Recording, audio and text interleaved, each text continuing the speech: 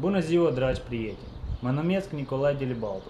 Sunt partener al companiei FFI și astăzi noi o să retragem salariul meu câștigat în timp de o lună cu ajutorul cartelei NXPay, care este transmisă de companie prin poștă, în așa plic. Introducem cardul.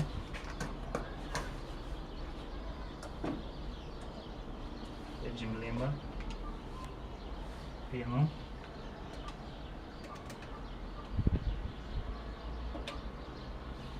ridicarea numerarului, card, altă sumă. Noi o să retragem câte 5.000 de lei. Ok. Dorim check? Da.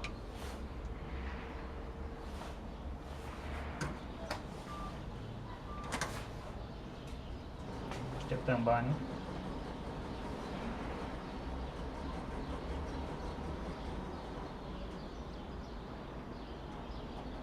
Îmi place cum sună.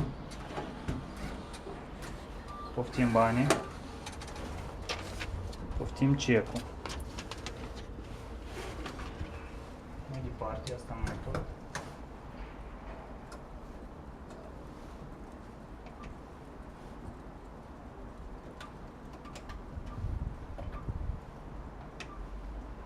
Ridicarea. Alte sume. 5.000 de lei. Ok. Da. Problema e că bancomatul nu are posibilitate să elibereze o sumă mare. Noi retragem parțial. Parțial câte 5.000 de lei.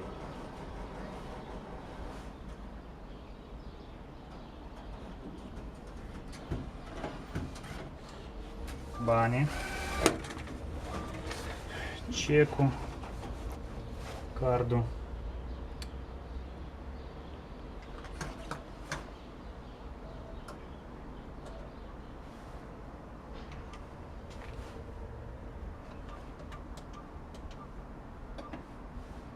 ridicarea,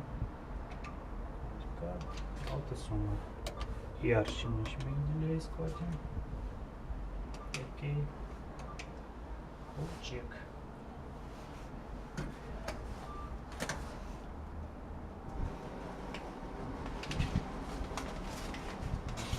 Așa, check-ul și banii.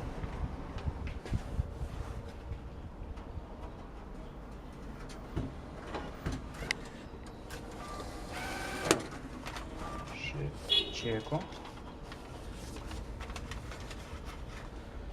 Introducem iar cardul.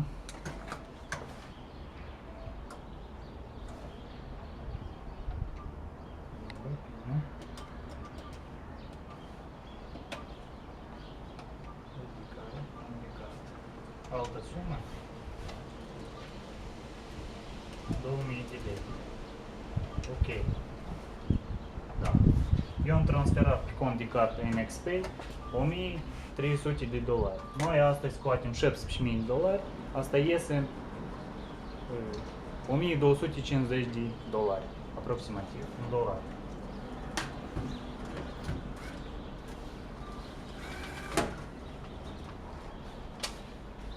Check-ul, poftim banii, poftim check-ul. Îmi place cum arată check-urile. Dați fiecare check, eu să vă-l arăt. Și sumă, 5.000 de lei. Vă mulțumim. Asta e a patrulea check cu 2.000 de lei. Asta 5.000 de lei. Este 5.000 de lei. Total 17.000 de lei. Toți care sunt interesați să facă așa bani pe internet, puteți să mă contactați pe datele mele descrise mai jos. Succes la toți!